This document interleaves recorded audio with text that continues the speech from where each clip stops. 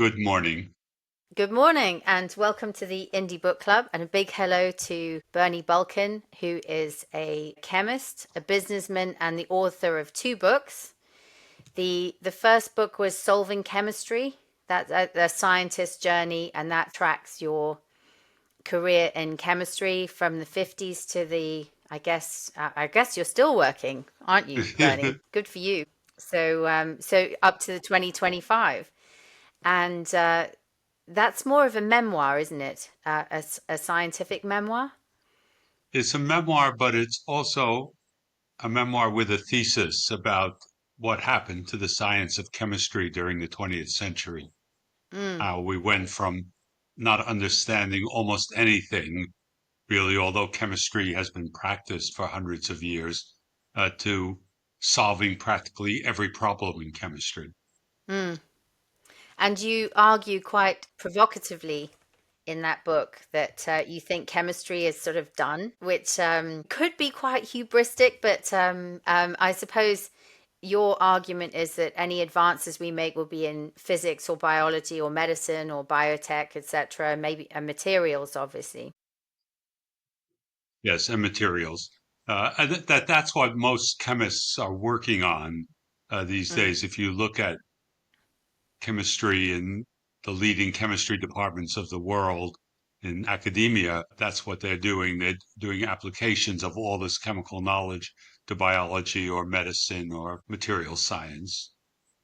And actually, one of the biggest challenges we have now, obviously, is living sustainably. How do we have more sensible solutions to things like packaging and garbage and the sheer number of things that we're producing?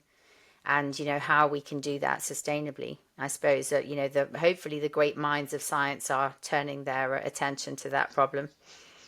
Some of them are probably. Some of them, yeah, exactly.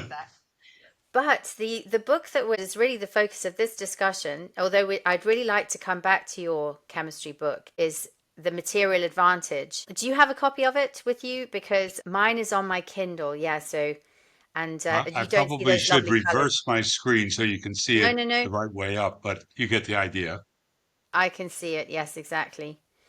And the material advantage is about how nations and countries develop competitive advantage not through their ownership of natural materials necessarily, but through using those materials to produce goods and services which are of lasting value. And actually, in many cases, the countries that own those materials in the first place can be often exploited or colonized, and it has not been a really great story, especially in huge swathes of Africa, Asia, and South America. And so I just wondered what led you to write this book in the first place. Some time ago, one of my friends approached me and said, "Why don't we write a history of materials?" Uh, and I thought about that for a bit. It wasn't really of interest to me, but years ago, I heard a lecture by a professor from Harvard named David Landis, who wrote a wonderful book called The Wealth and Poverty of Nations, but asking the question, why are there rich countries and poor countries?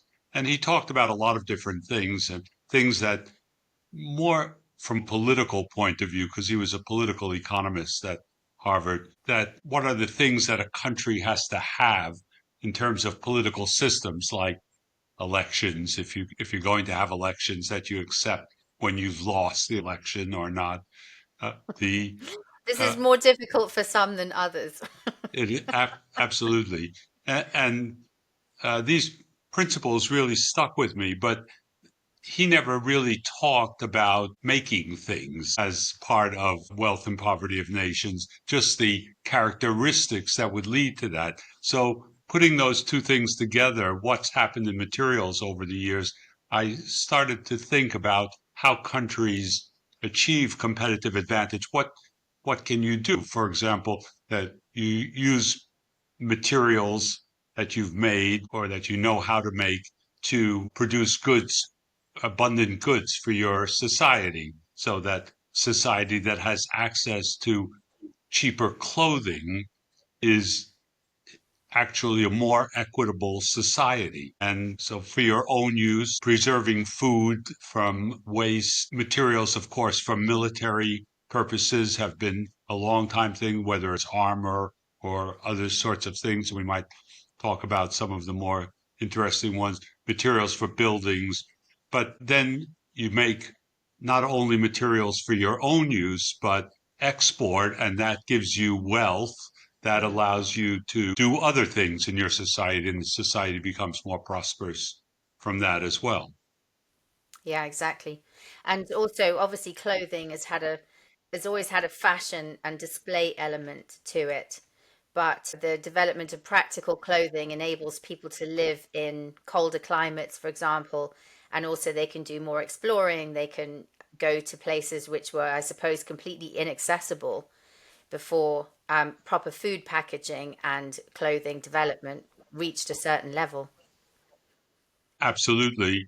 And it certainly, you said a fashion element was also really a class thing, wasn't it? Yes. Uh, and there were even laws in the UK, for example, about who was allowed to wear certain kinds of clothing. But once you can make, for example, business dress cheaper, that means more people can go to an interview for a business job because they can afford to wear the clothing that you need to get the job.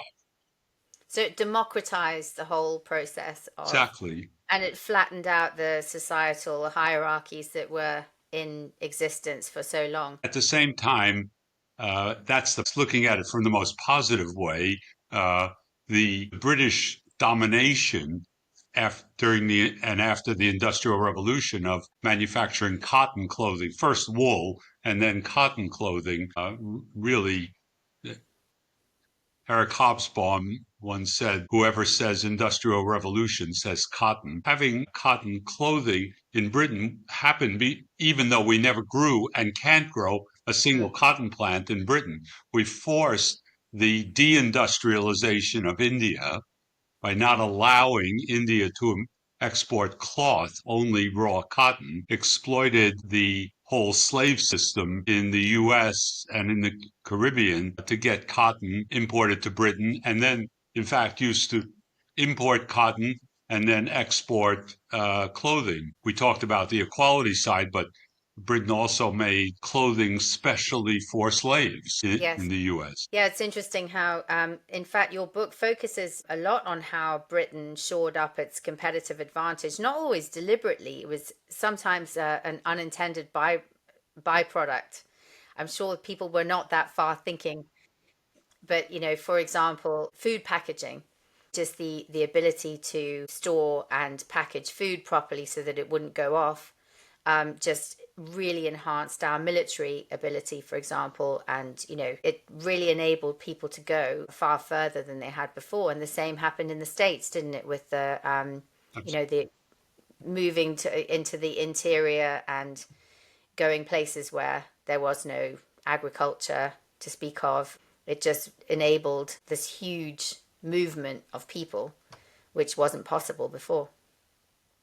Absolutely. So until about 1810, so 200, just over 200 years ago, the only way of preserving food was either drying or salting. So there were very few foods that could actually be preserved. And hence nutritional variability and vitamin deficiencies occurred. The motivation for food packaging was initially for the Navy, both the French Navy and the British Navy. But one of the things that underpinned Britain's ability to develop food packaging in the form of canning, so making tin cans, which are not made of tin, they're made tin plated onto Mhm. steel or iron or steel, was this uh, the science that had been developed and the engineering that had been developed for how to put the tin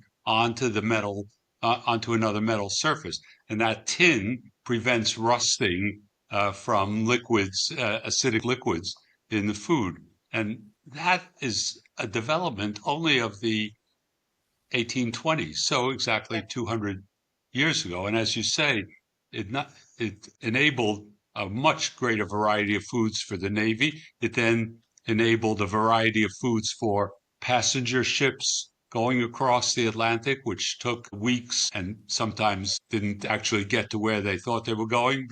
They landed someplace else.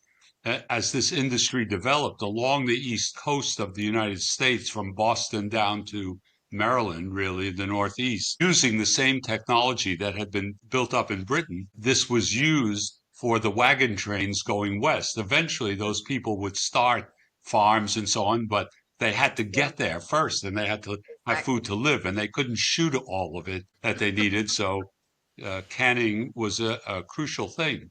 And this went on right through to the 1840s, 1850s. And I thought it was quite funny. You mentioned in your book that the can was invented before the can opener.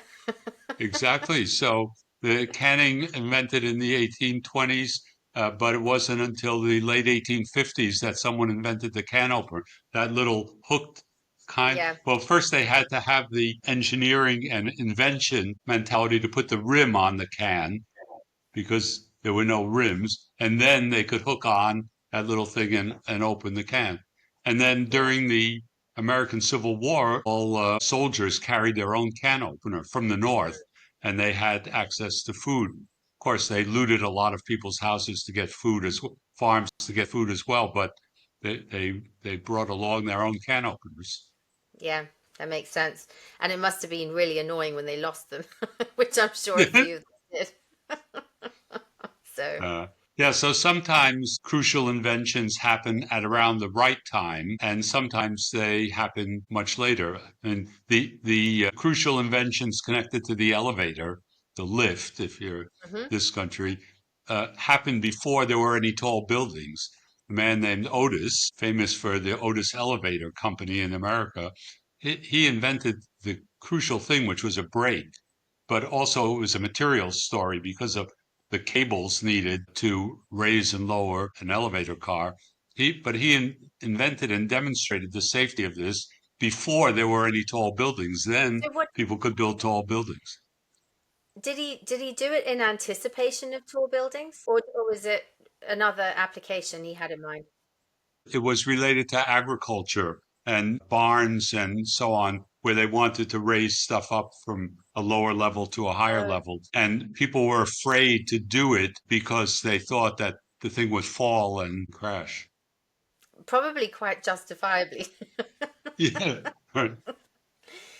So your book is structured in a very orderly way, actually. So the first thing you focus on is food, which we've touched on, and clothing, obviously, which is really important. But one of the most fascinating things about your book is the development of paper over the centuries and how it started in China and obviously was tied very much to record keeping and the growth of literacy as well. Do you want to talk about that a little bit? Because I Sure. found that was my favorite bit of the book, I think. And there was also, it started with the really interesting, the Muslim invaders of China. Well, why don't you tell it? Because it's your book. Sure. Yeah. I, I think it's generally accepted that Kai Lun in China invented paper between 100 and 200 CE, but the Chinese always like to keep these things secret. They never tried to build competitive advantage by exporting it. They had kept how to make silk secret for many years, centuries, really. Uh, and they could only make 200 sheets at a time using all kinds of material for fiber, including that paper needs, including rags and bark and so on. The story goes that when the Chinese and the Muslims in the around the year 760 were fighting for control of Central Asia in what is probably now Kazakhstan or Turkmenistan, that area, the Muslims won a decisive victory and captured a bunch of Chinese soldiers. And the legend is that they said, "You're all going to be executed unless you can teach us something interesting." And one Or, man put up his hand and said, "I know how to make paper." Well, we can only imagine what conversations followed that. But one way or another, because of the Chinese moving towards Central Asia and the Muslims trying to get control of it. The Muslim caliphates got the technology for how to make paper, and they saw immediately scale this up, make more. So they built essentially factories to make big sheets of paper in places like Samarkand and Bokhara in modern day Uzbekistan. And then they set up copying places in the madrasas where people would copy out manuscripts, and not just religious manuscripts. They revived a lot of old Greek teachings. So medical teachings that had been lost were brought back and were now able to be distributed and became more widespread. Also, philosophy.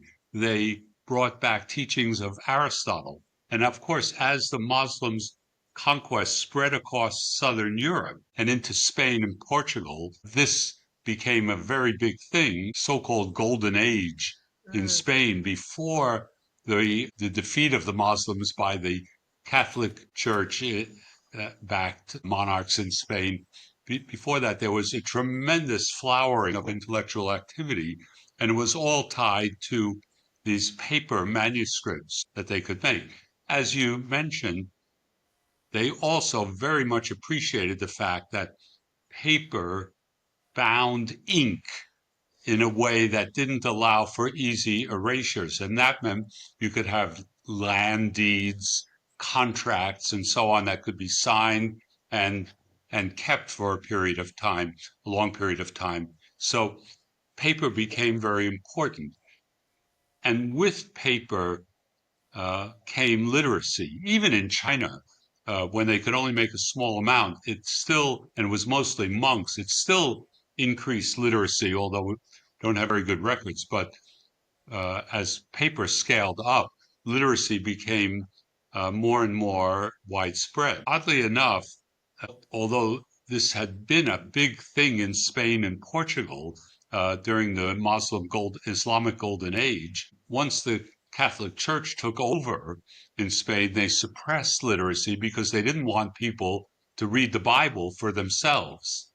Otherwise, that might lead to greater understanding, and this would make the priesthood redundant. Well, that people might actually think about what they were reading. Yes, and also they wanted to continue preaching the Mass in Latin for much, I suppose, the same reason.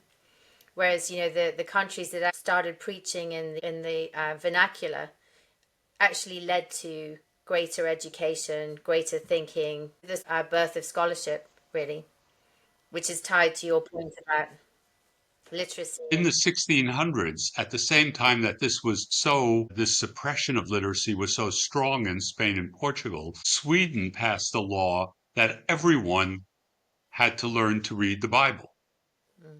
And priests could come, and by the way, this was men and women. Yeah. And priests could come to your house and ask you to prove that you had learned to read. And so Sweden went, in the 1600s, Sweden had 88% literacy of men and women. And the same kind of laws were in place in New England with the early settlers in New England. And while we might say, okay, people could read the Bible, but that maybe they didn't understand what they were reading. The priest said, you just read the sentence, vanity of vanities, all is vanity. What does that mean? I had no idea. But that same person going to work in a flour mill could read an instruction that said, turn lever A to on and switch B to open, and that it would work, whereas the illiterate person couldn't do this. And that led to greater economic wealth and prosperity. So literacy connected to paper led to competitive advantage. Really interesting. Also, the whole point of education as well leads to huge competitive advantage. As soon as you have an educated population, that is massively advantageous. Absolutely. And we see this right through to modern times. When South Korea became an independent country after the Korean War in the 1950s. The place was a wreck, right? There had been war for several years, everything wrecked. And they said, how do we make this a real country? And the first thing they did was that let's start with primary education and get the best primary education possible. And we'll build up that cadre of people going through. So then we'll have the best secondary education and Yeah. the best post-secondary education. So, when Korea, in the post-Korean War period, late 1950s, is about the same time, say, that Ghana became independent in Africa, the GDP per capita of those two countries was about the same. In 2023, South Korea's GDP per capita passed Japan's. And it was about education plus materials because they said, okay, what are the industries where we can take a position and build up? They don't have much natural resources, but they said, okay, we can import certain raw materials and make polyethylene or other materials and then export that to the world. And we figure out how to do that better than anyone else. And we achieve competitive advantage this way. And that's what they did. And it was really much, this is an economy that's not based around services. It's based around making things from polymers to cars to electronics and so on. But there are countries that can slide backwards on this as well. So, well, I think Britain is sliding backwards as well. In fact, probably because there should be much more encouragement in the education sector of children going into STEM, engineering, science, etc.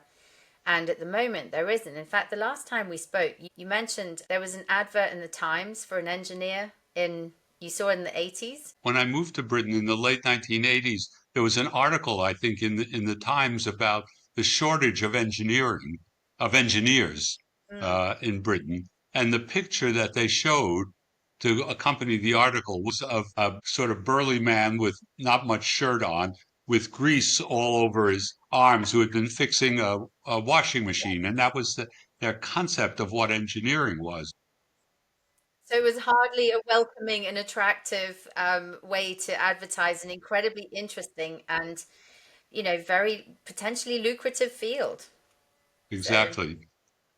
I mean, engineers get employed instantaneously uh, here, and that's still the case. There's still a great shortage of engineers, but we don't do as much manufacturing in Britain as we should. And we have the potential to do more manufacturing, but it's been neglected in favor of services industries.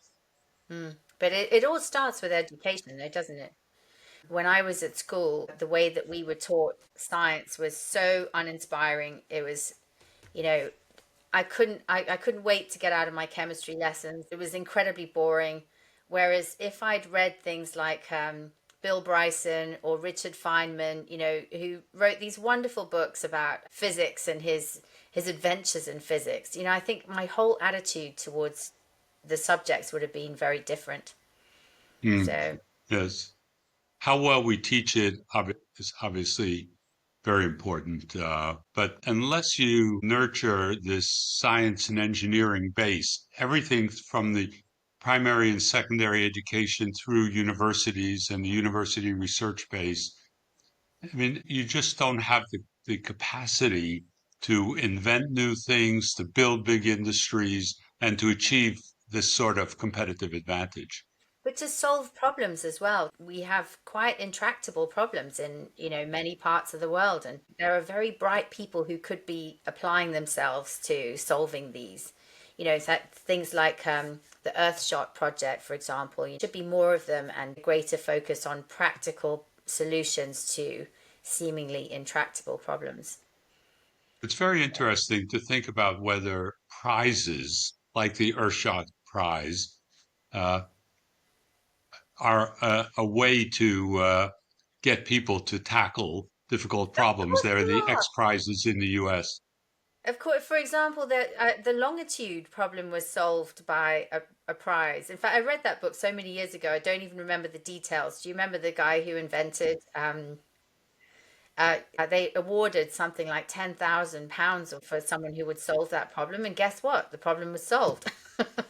Incentives. Because this goes on today, not that many years ago, probably around 2005, 2006, someone offered a prize for anyone who could make a self-driving car that could Oh, yeah. complete a particular I think it was around a 200-mile journey through desert and remote areas. The prize that they offered was $1 million, and a few universities competed. The serious companies that were working on this, like Google and so on, said, "We're not $1 million.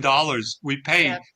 pay each one of these guys on our team $1 million. The price is not really relevant, but But it's the prestige, isn't it? That's often more important than the money, or it's the prestige and also just the satisfaction you get from the intellectual satisfaction you get from solving something must be really yes, huge.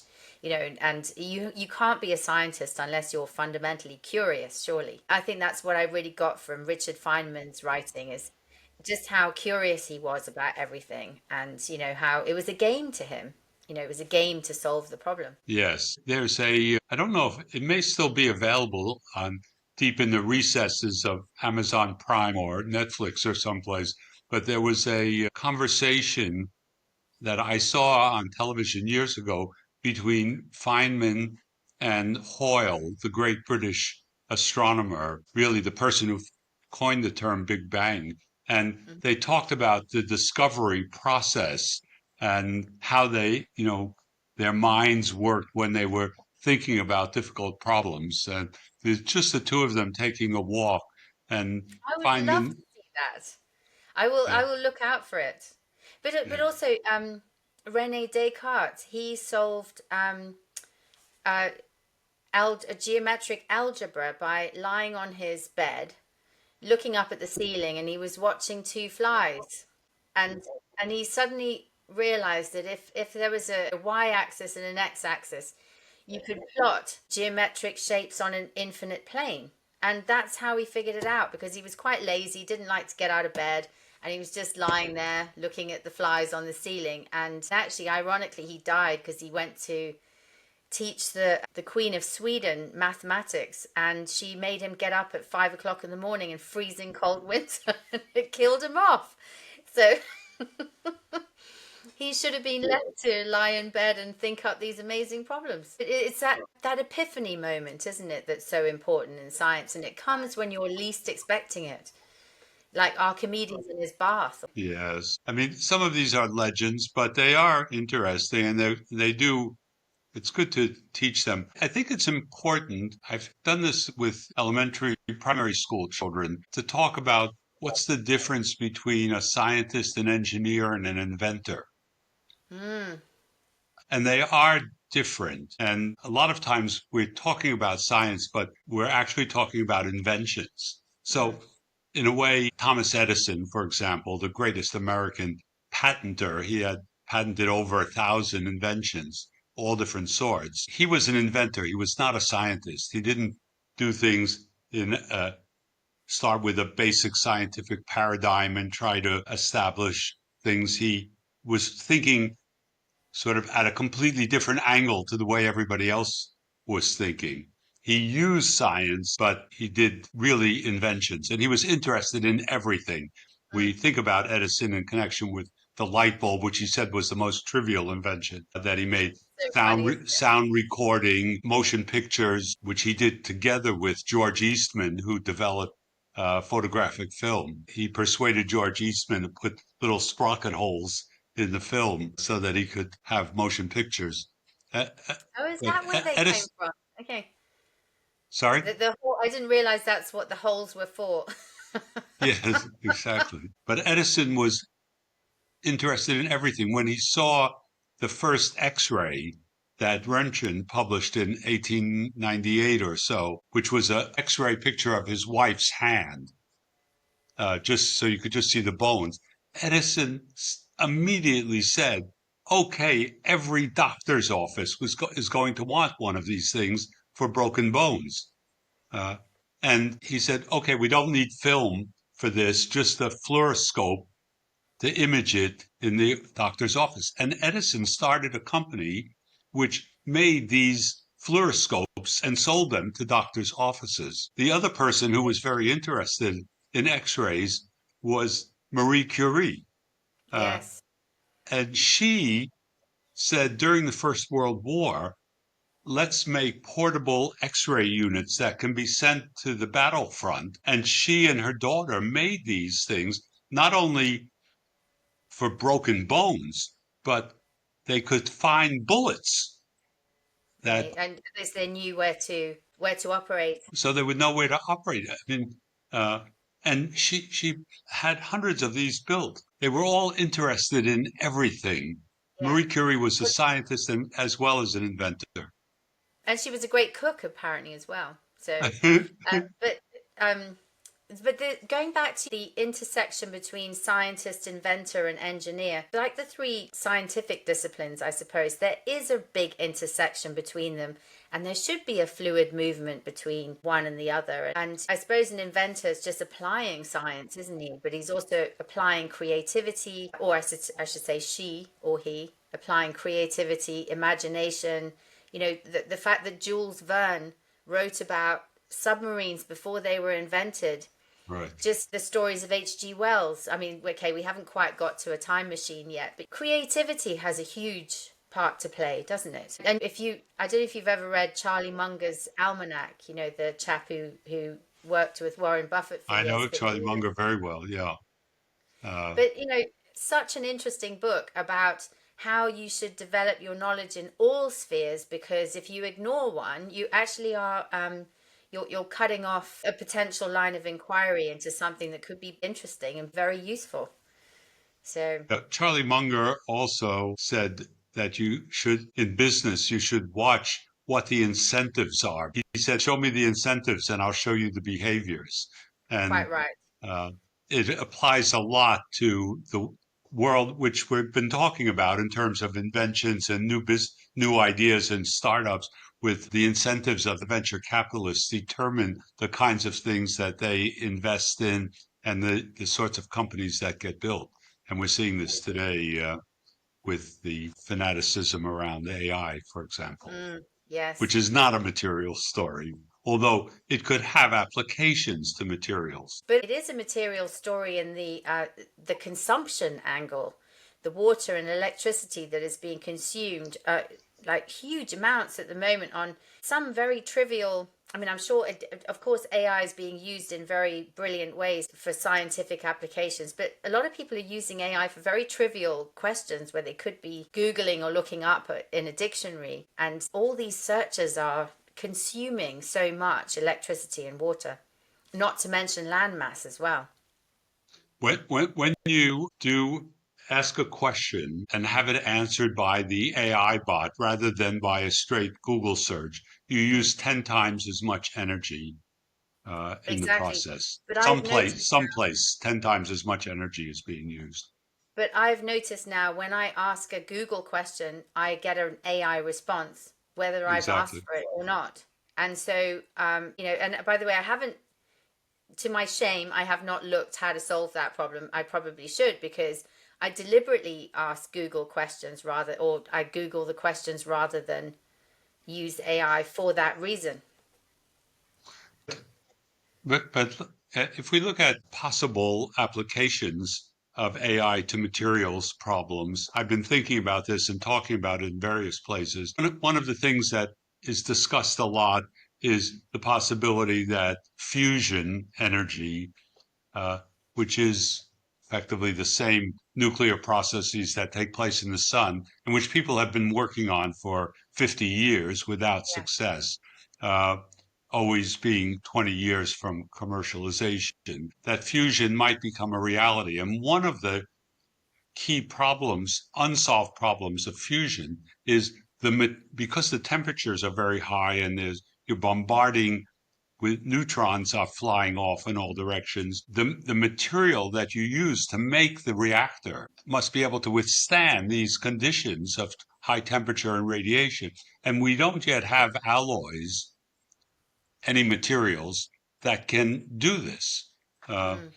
when I've talked to the senior people in the UK fusion program. They say, well, this is an unsolved problem, but we figure that by the time we get there with a practical process, someone will solve this problem.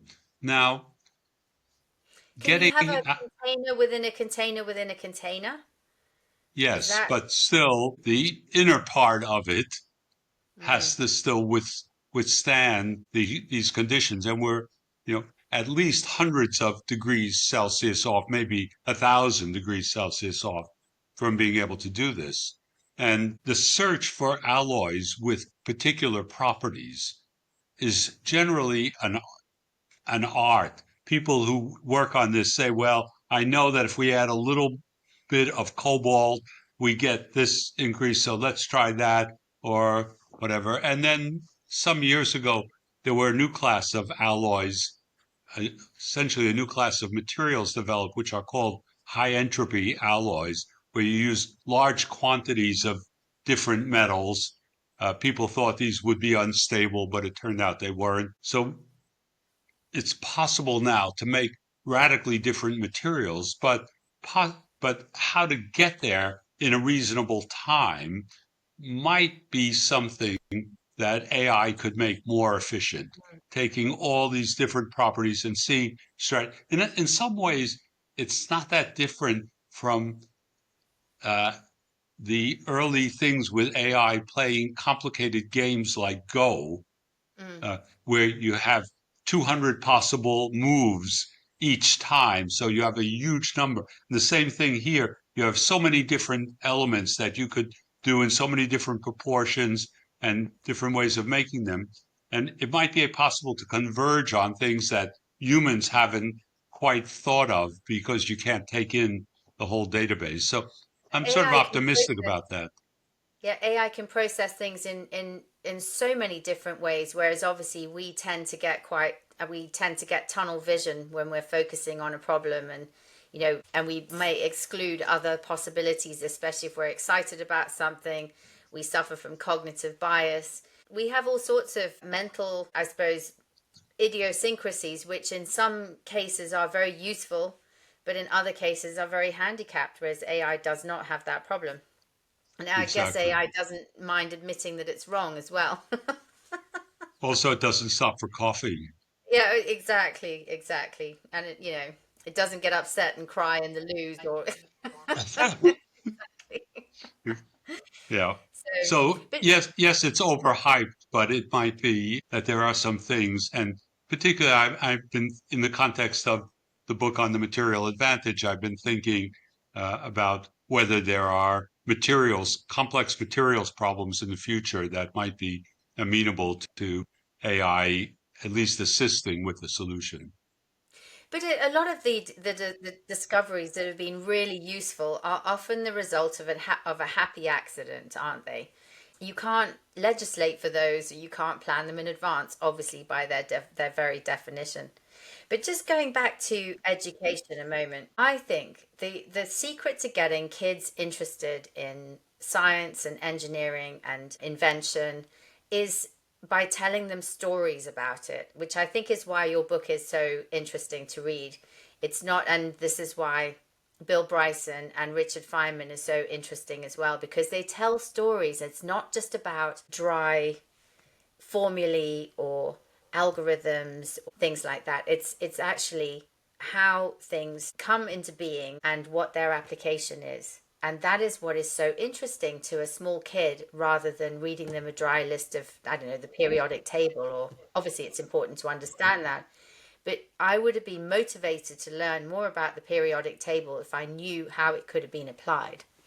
And I think that part of my education was missing. And I've been spending the rest of my life trying to catch up. So, Well, you're doing a good job here. well, I'm I'm helping you. interested in it now. So. But just going back to you. So you grew up in New Jersey, is that right? So you grew up I, on a farm?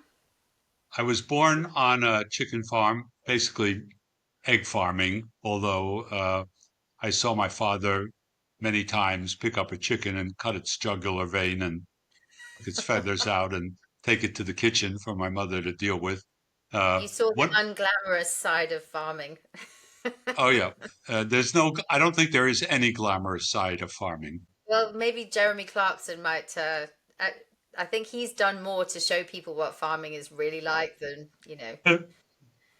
But farming is getting up early in the morning, working long days, and even if you're mechanized, it's still not glamorous. Yeah, so I was born on a farm, but then after some time, for various reasons, uh, my parents sold the farm and moved to New York City, and I grew up first in a very poor neighborhood in New York City, going to New York City public schools, what we call state Which schools neighborhood? here. Which neighborhood did you grow up in? It's called East New York. Okay. And it's in Brooklyn. The last time I went there, which was quite a few years ago, I was too scared to get out of the car. Uh, it was a tough neighborhood even when I was You couldn't growing. wear a t-shirt saying homeboy or something like that. Uh, it was a tough neighborhood even when I was growing up. But there's something about growing up in a tough neighborhood that makes you tough. And I think it helps you later, even if you've occasionally gotten beaten up or gotten caught with your little gang of friends shoplifting at Woolworths or whatever, all of Oh which dear. happened to me. Uh, so, uh, so I grew up in this neighborhood, and then my parents moved to a more middle class neighborhood, and that's where I lived in my formative years, and then again in state schools, but with kind of all people who were going to go on to university. And what led you to chemistry? It was an accident in a way. My father loved the stock market. He was a great believer in the stock market, and he only bought shares in a few companies and held them forever. One of the ones he owned shares in was Exxon. And so they used to send out glossy magazines about the world of petroleum and how interesting that was. So I thought, I'm going to become a petroleum engineer. But when I told my parents this, I thought I would go out to Texas to university. Partly that was putting the right amount of distance between me and my parents, a few thousand miles. Um, the, my parents thought about it, and then they said, well, we don't think it's that great an idea because the oil is all in the Middle East. And although it wasn't a major part of our lives, we were a Jewish family. And they said, we don't think oil companies would ever employ any Jews because they wouldn't be able to work in the Middle East. Turned out that was completely untrue. Yes. But I just thought I would do chemistry instead of that. Uh, so I went to university, actually still living at home in New York City, in a big science and engineering uh, university, which is now part of NYU, New York University, wasn't at that time, with a bunch of boys from Jewish and Irish and Catholic and Italian families, mainly like me, now heavily Asian families doing the same thing. Uh, and it was very, very hard. I mean, for all of us, just extremely rigorous education, but it was great. And You uh, have to learn German as well. yes, German was required for a degree in Mm. chemistry at that time. In fact, even when I did went to do my PhD, which did get me thousands of miles away from my parents, the at that time PhD you had to do pass a language exam in German in chemistry in German and either French or Russian. Mm. Uh, and the exam was you were given a scientific paper with a dictionary, and you had to produce a reasonable translation of the paper. Well, translating is something that's a thing of the past now. First of all, so much of the literature is in English, but almost all the literature about the work I did my PhD on was in German. And what brought you, actually, we were talking about prizes earlier. Didn't you win a prize at university? You were one of 10 students who were given a research grant, or maybe it wasn't a prize, but you were given some incentive to do some research. Yes, at that time, there wasn't much undergraduate research. Research was done by graduate students. The National Science Foundation in the US had the idea to stimulate interest in science by having undergraduate research programs. And so the university where I was applied for one of these. They got a grant to give 10 undergraduates We were all science and engineering undergraduate, 10 undergraduates, summer research fellowships. And I had a job, as most New York kids do, working at a summer camp that lined up for that summer. But they said, we're going to give these to the top 10 students in certain fields, not everyone, not the whole university, but and actually, I didn't even go along to the meeting where they announced it because I didn't know that I was in the top 10. I think I was number 10. Still, it's not that bad being in the top 10, being Yeah. 10th in the top 10, but uh, and that completely changed my mind because although I had great undergraduate education, it's sort of like what you were talking about earlier, Cathy, that uh, it was learning formulas and learning how to solve we learned how to solve solved problems by Yes. ourselves. Yeah. And I wasn't sure what research was actually about, what chemists actually did, because I had no contact with this. It was a classroom thing. And then I was given my own problem, and it What changed was my, it? What huh? were you asked to solve? What were you working on? Very, it was a very simple thing. If you put four carbons together in a ring, so if you can imagine that each point of my finger and these two places were a square of carbon atoms, they had other things attached to them like hydrogens or fluorines, but it's not relevant. The question was, are these four carbons in a plane? Do they sit Hmm. in a plane or are they puckered up and two So, above the plane and two below the plane? That was the okay. kind of fundamental thing in chemistry that 50 years ago, 70 years ago, was not known. Uh, and is there a way of finding this out? Because remember, we can't see molecules. We can see things, the properties of molecules, and infer things like this. And people had been working on this very simple problem for a while and coming up with different answers. And the reason they came up with different answers, it turned out, was because they didn't understand what it was that the instrumentation was showing them. How did the instrumentation actually work? What did it mean? And were the instruments reliable as well? Was that one of the issues? That maybe the It instruments wasn't the question of reliability. They were a bit crude, but we could always get data. The question is, what is the instrument showing? And the reason that people came to the wrong conclusion is because the four carbons were actually in the puckered form, but they were flipping very rapidly, Ah, okay. like this. And then just think of it like a photograph. On average, it's planar, but actually the stable form is puckered or bent. So the molecule goes over a little barrier from one puckered form to the other. But if you are making a measurement that's too slow, you see the average, which is planar. But if you make a faster measurement, You'll then get the high or the low. you see the instantaneous thing. But that was the thing, to understand what it is that the instrument is actually telling you. So it was a very fundamental thing. And it was a great problem because it was self contained.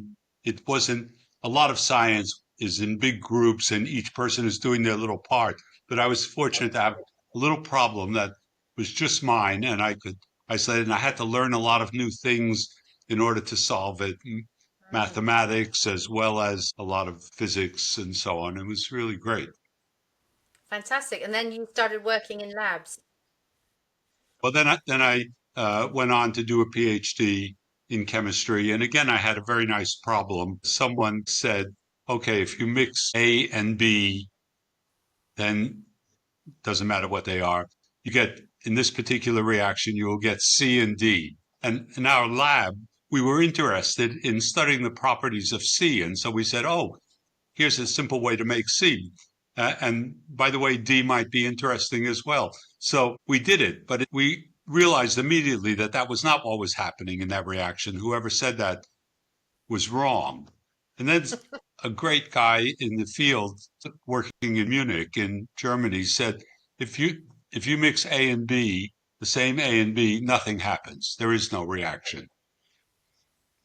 Oh, well, we knew that wasn't true either because we had done it.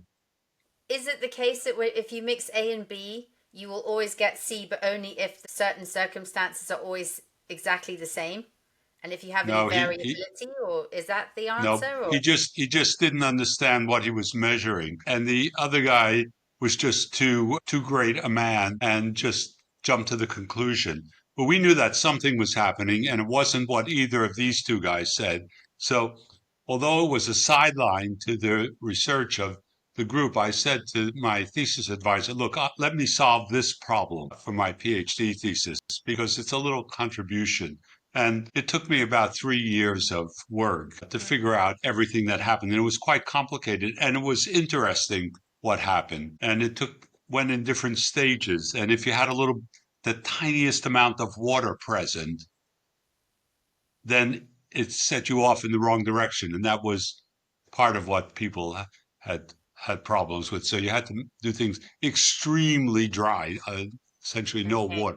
So you had to keep the variables all the same, I guess. exactly. Everything had to be controlled. I couldn't do a single experiment for 3 years in air. Anyway, it was a great problem. Again, it was self-contained problem and we solved it and was actually in textbooks for a while, kind of dropped away. We didn't see how this particular reaction fit into the bigger picture, which somebody else did. They saw our reaction and two or three others and said, now when we see how these things work. I didn't see that. So that's fine. And that's how science works. You do your part, 10 other people do it, and then somebody with real insight sees the whole thing. But all of these inspired me to say, oh, I'd like to have an academic career doing research. And I did have academic positions for 18 years, and I taught a lot of students as undergraduates, and I did a lot of research and published papers, and it was great fun. And I even got a few awards for my work, and I Fantastic. did stuff with education as well, teaching high school teaching high school teachers how to teach chemistry better. Uh, Didn't you actually the last time we spoke, you said that one of the issues again with education is that a lot of teachers are not engineers. They're trying to teach a subject that they don't have practical experience in. And I think the only answer to this is to get the engineers and the scientists and the inventors to actually spend some time teaching. Um, is that happening more, do you think? I don't think it is happening.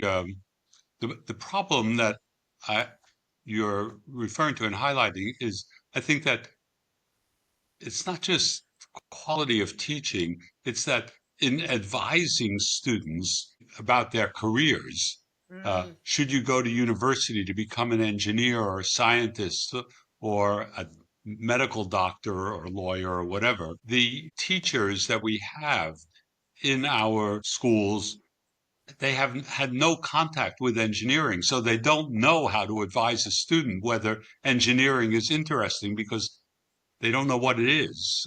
They know a little bit about what a physicist is, and they know what a doctor does, and they think they know what a lawyer does, but they don't know what an engineer does. So, actually, for the most part, we only know about physicists in movies, and they're always evil, Bernie. So,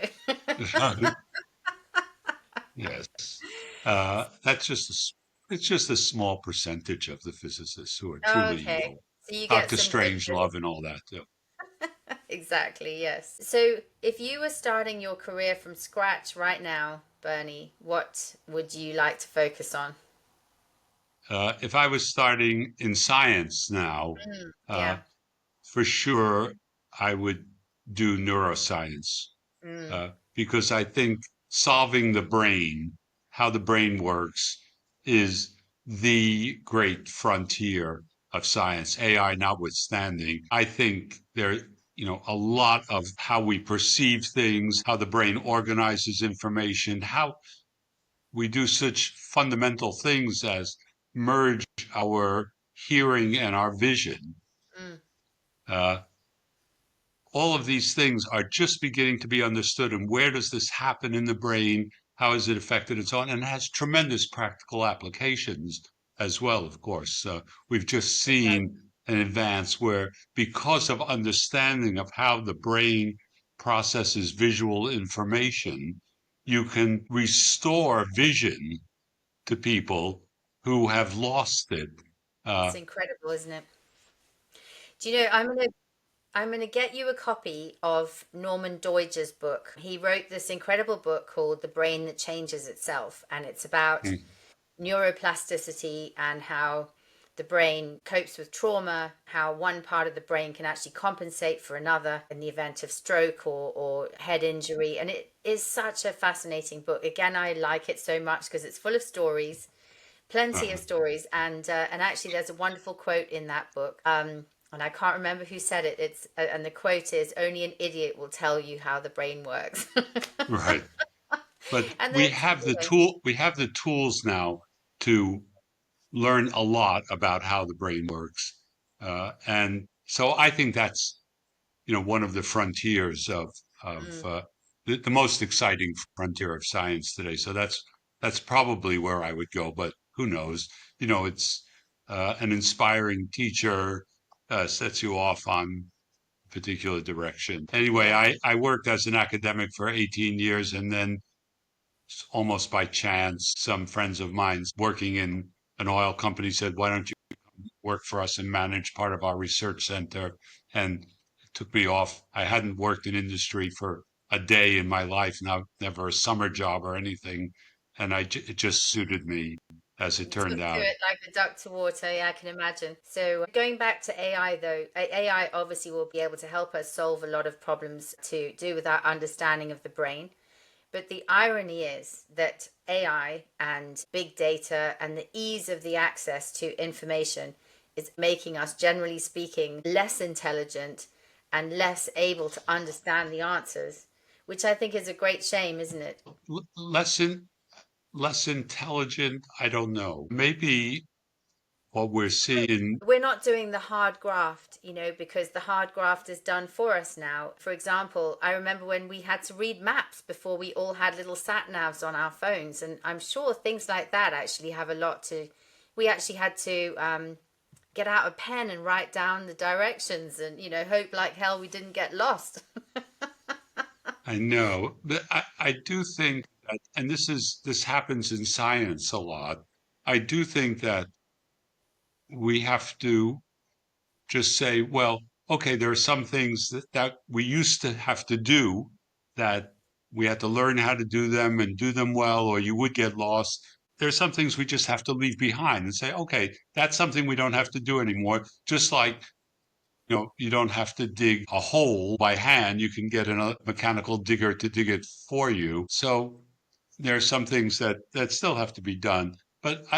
So there are some things I'm happy to leave behind, although I keep a collection of paper maps because I want to show my grandchildren who will never have seen what it what they were like. I also have some carbon paper that I keep for my grandchildren to see how we used to make copies of things before we had printers because they wouldn't believe that there is such a thing. So I'm happy to leave some things behind, whether people are right in feeling that teaching grammar, punctuation, the proper use of the apostrophe is also something that should be left behind. I'm not so sure.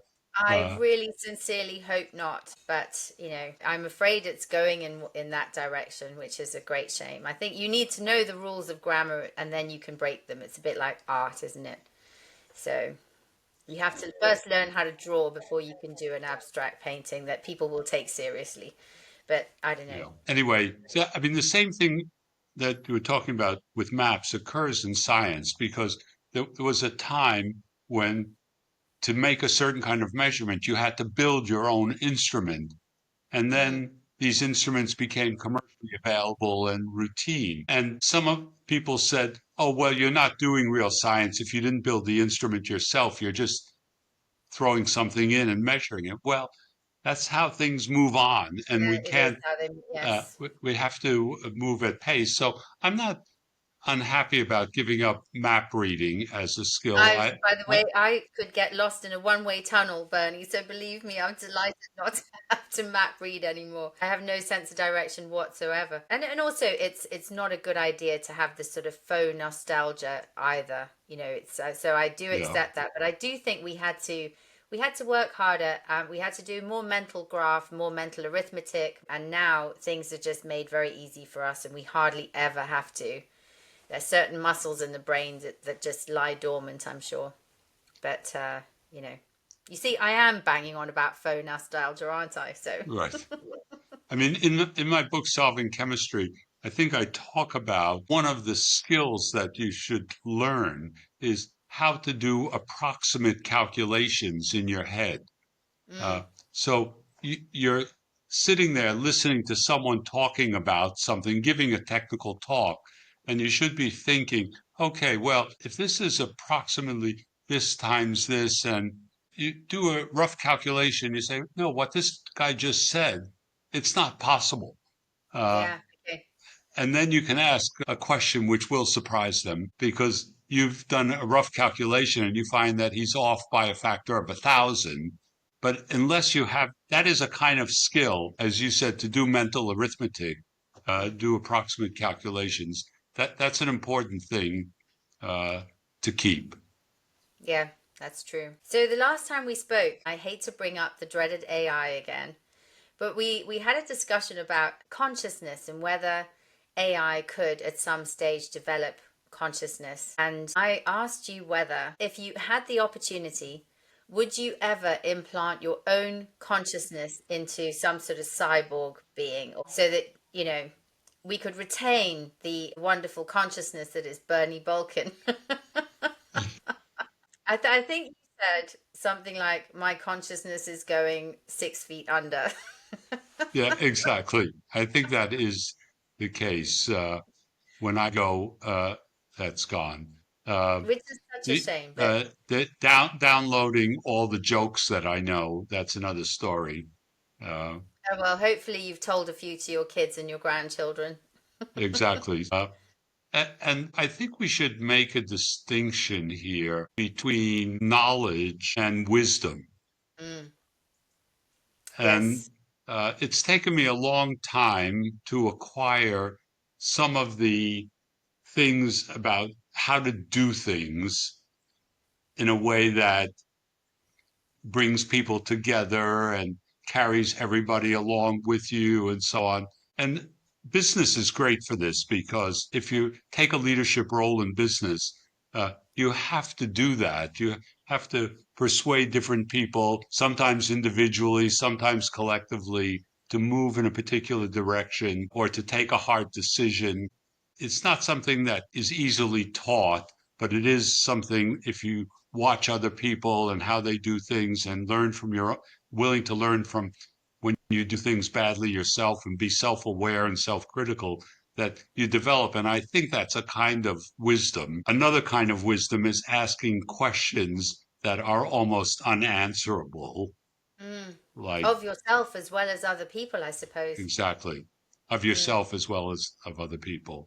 And uh, I, I don't think those things are easily downloaded, uh, No, that's very even if it true. was possible. But also the ability to persuade people or make hard decisions, that overcoming resistance, not only in other people but also in yourself, is really important, isn't it? Something that can only really be acquired with age and experience, I think. Richard told me, sorry, this is my husband, he told me that a rugby player called Brian O'Driscoll, when he was asked about the difference between knowledge and wisdom, he said, knowledge is recognizing that a tomato is a fruit. Wisdom is knowing not to put it in the fruit salad. And there are, lots of ancient thinkers and more modern ones also ask these questions. Have you ever read Camus' Myth of Sisyphus No, I essay? haven't. It's a really wonderful thing, but it starts out by saying the most serious question that every adult needs to answer every day is whether or not to commit suicide. Yes, I do remember reading about it actually. It's typically French, isn't it? Yes, uh, Why should I continue to exist, basically? exactly. Uh, so another way of putting this is Camus put it also. I get up in the morning and the first thing I ask is, should I have a cup of coffee or should I kill myself? Uh, but another way of putting it is once we're adults, if you're thinking about things, you realize two things. One, you will die. Hmm. Two, you don't know when that's going to happen. And the combination of those two things are completely terrifying. So one way that Camus tries to get out of this problem is by saying, okay, I can remove the uncertainty about when I'm going to die. That's in my power if I Yes. want to do it. And it's Uh, almost like put a to-do list. Take the laundry, sort the laundry out, take the bins out, have a coffee, kill myself. yeah, exactly. Uh, Yeah. but and these go back. The same exact questions were asked in the book of Ecclesiastes.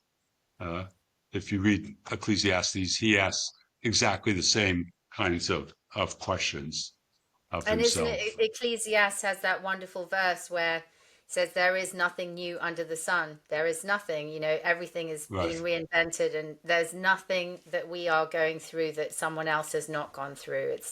Yeah. It's a very, yeah, pretty bleak So actually, but but yeah, it beautiful. can be very bleak. So you can download all kinds of things that your brain has learned, even how you solve certain problems. And effectively, the better AI is actually learning how to solve problems even faster, if not Mhm. better. But I don't think you'll ever download wisdom. No, that's very true. You can speak to a young person until you're blue in the face to tell them something that to you is self-evident, and yet they just don't get it. And and I remember being the recipient of talks that way, and I just did not get it either. And it takes time, and you can't short circuit that process, can you? So, But so we my can read. Yes, yes. Well, reading is just the wonderful way of absorbing other people's experience, which is it's why I like reading memoir and biography and learning about other Uh-huh. people's experiences. So are you working on anything at the moment? Yes, I have a new book, which Bloomsbury is publishing and will be out next March. It's different from Congratulations. all the others, and it's called Why Startups Fail. Oh my word, I'm going to invite you back when you finish that book because this is a subject very dear to my heart. There's a reason why angel investors are called angels, isn't it? Because basically Yes. without them a lot of these we need some businesses to fail, in other words, but to basically for people to find out what doesn't work is almost as valuable as finding out what does, and unfortunately a lot of people lose their money in the process. So Yep. Uh, So this is sort of based on my years of watching and being both an angel investor and working with California venture capital firm and a UK venture capital firm and a whole bunch of startups, sometimes as chairman, still doing it. And I just thought I would put down in book form first of all, what are the avoidable reasons for failure so that hopefully people will see, okay, let's try to not fail that way. and in Uh, fact that's probably why you read Charlie Munger's almanac. Am i right. am i jumping the gun? Maybe you read it, but that is very relevant to your book on Exactly. startups. So, Exactly. and what I loved about that book is how he focuses on, first of all, as you mentioned earlier, what people are incentivized for and what they're incentivized to do, but also look at the downside. Always manage the downside and think about what is the worst that could happen, because these black swan events that supposedly are once in 100 years actually happen a lot more frequently than people anticipate. So, and always appeal to self-interest too. Hence the prizes, appeal to self-interest rather than morality or reason or logic. One of the other things that Charlie Munger was very keen on is that sometimes the best businesses are a bit boring. You don't have to go Yeah. for the most exciting thing. That a somewhat boring business that a lot of people want Paper can make you products. a lot of money. Going back to your book, Kimberly Clark, paper products, Right. how started with paper and then developed into cosmetic and then sanitary products. And, it's, and the research department of these so-called boring businesses are always looking for new applications to put their product to work. The law of unintended consequences always takes effect.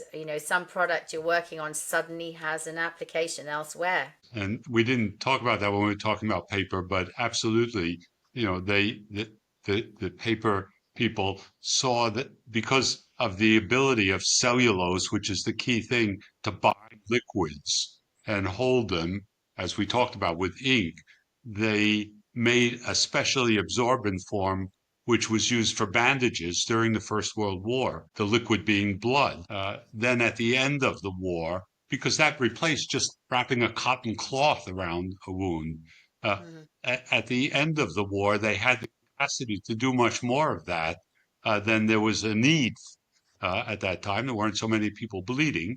And they said they found out that during the war, uh, nurses in the battlefield had been using these bandages as sanitary pads. And Exactly. they said, oh, that's a business. It probably and it transformed their lives. It may give them a Right. lot of freedom and led Exactly. to working women in the working place. So boring businesses are actually very exciting in many ways. So Yeah.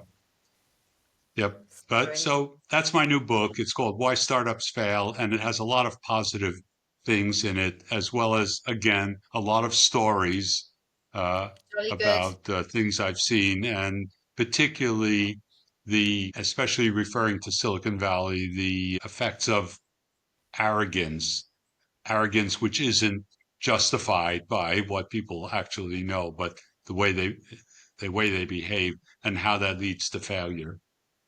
Really interesting. I'm thinking about Charlie Munger again.